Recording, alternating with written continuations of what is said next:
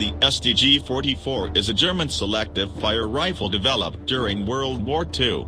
It is also known under the designations MP-43 and MP-44. The StG-44 was the first assault rifle to see deployment on a large scale. Developed by Nazi Germany, it was introduced in 1943 and first saw service on the Eastern Front. Though far from perfect, the StG-44 proved a versatile weapon for German forces. At the beginning of World War II, German forces were equipped with bolt-action rifles such as the Karabiner 98K, and a variety of light and medium machine guns. Problems soon arose as the standard rifles proved too large and unwieldy for use by mechanized troops. As a result, the Wehrmacht issued several smaller submachine guns, such as the MP-40, to augment those weapons in the field. While these were easier to handle and increased the individual firepower of each soldier, they had a limited range and were inaccurate beyond 110 yards. While these issues existed, they were not pressing until the 1941 invasion of the Soviet Union. Encountering increasing numbers of Soviet troops equipped with semi-automatic rifles like the Tokarev SVT-38 and SVT-40, as well as the PPSH-41 submachine gun, German infantry officers began to reassess their weapons needs. While development progressed on the G41 series of semi-automatic rifles, they proved problematic in the field and German industry was not capable of producing them in the numbers needed.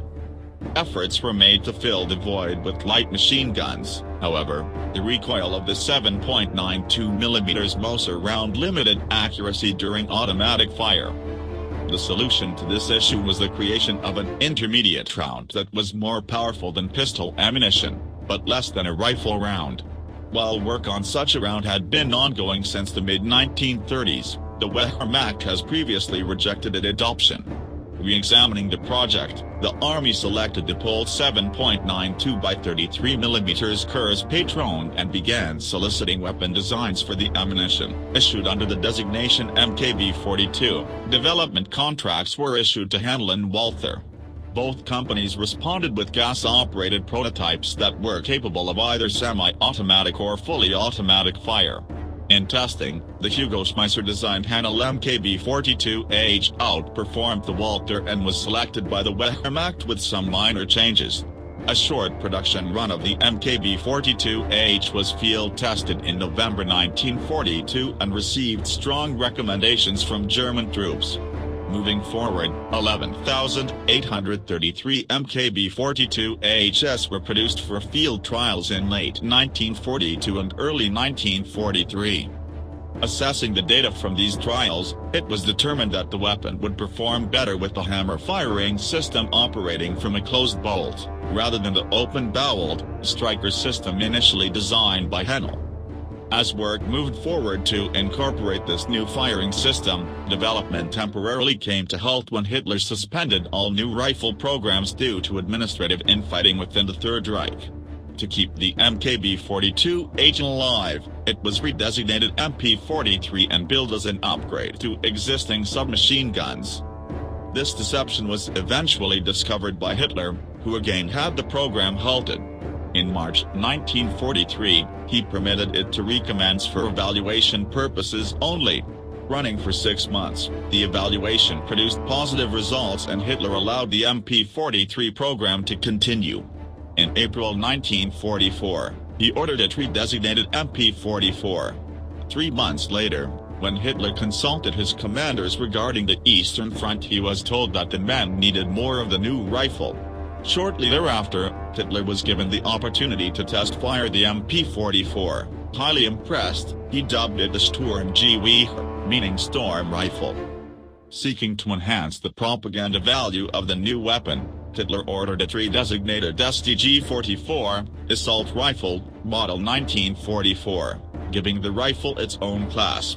Production soon began with the first batches of the new rifle being shipped to troops on the Eastern Front. A total of 425,977 StG-44s were produced by the end of the war and work had commenced on a follow-on rifle, the StG-45. Among the attachments available for the STG-44 was the Krumlov, a bent barrel that permitted firing around corners. These were most commonly made with 30 degrees and 45 degrees bends. Arriving on the Eastern Front, the STG-44 was used to counter Soviet troops equipped with the PPS and PPSH-41 submachine guns. While the STG-44 had a shorter range than the Karabiner 98K rifle, it was more effective at close quarters and could outrange both Soviet weapons. Though the default setting on the STG-44 was semi-automatic, it was surprisingly accurate in full automatic as it possessed a relatively slow rate of fire. In use on both fronts by war's end, the STG-44 also proved effective at providing covering fire in place of light machine guns. The world's first true assault rifle, the STG-44 arrived too late to significantly affect the outcome of the war, but it gave birth to an entire class of infantry weapons that include famous names such as the AK-47 and the M16. After World War II, the STG-44 was retained for use by the East German Nationale Volksarmee until it was replaced by the AK-47. The East German Volkspolizei utilized the weapon through 1962.